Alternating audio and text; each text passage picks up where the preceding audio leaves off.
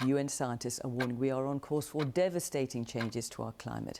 And the head of the UN called out government and business leaders for saying one thing on reducing emissions and doing another. Put simply, he said, they are lying and the results will be catastrophic. Pledges to cut emissions are not the same as action. We also need to find some way of removing carbon dioxide from the atmosphere to undo the damage of the past. Every corner of the globe is dealing with air pollution, and the problem is much worse in poorer countries. The urgency is clearer than ever, right? We've now had more than 1 degree Celsius of global warming. It doesn't sound like much, but we see already so many more frequent coastal flooding events, combinations of heat and humidity that people literally can't survive through. Fires, droughts.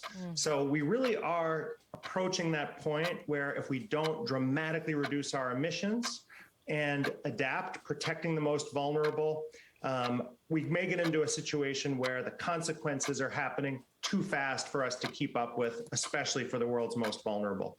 At some point, the more we increase greenhouse gases, the bigger the risk that we start to see hard to predict changes in our social systems and vulnerability in ways where we could run the risk of not being able to keep up. We may get into a situation where the consequences are happening too fast for us to keep up with, especially for the world's most vulnerable. We may get into a situation where the consequences are happening too fast for us to keep up with, especially for the world's most vulnerable. We could run the risk of not being able to keep up and protect our people, especially for the world's most vulnerable.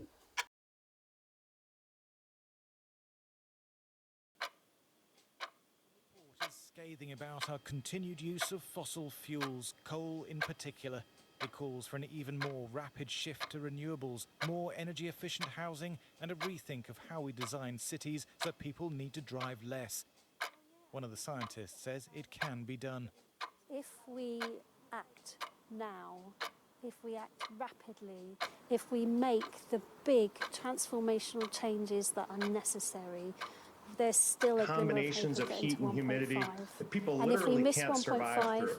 Fires, on reducing emissions so and we doing really another. are Put simply, he approaching said, that point they where are lying if we don't and the dramatically results will reduce be our catastrophic. emissions As it and presents a new adapt, and protecting the The most report was vulnerable. delayed by 2 days as 195 governments ran Our top story this hour: the world is fighting losing battle against climate change. And a new report by the United Nations Climate Science Agency has declared that it is now or never.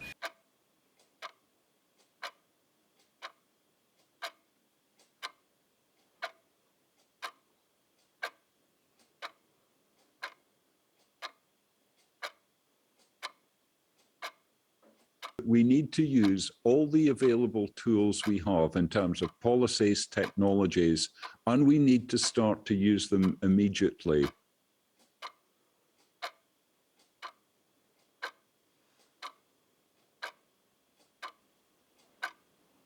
Time is almost out.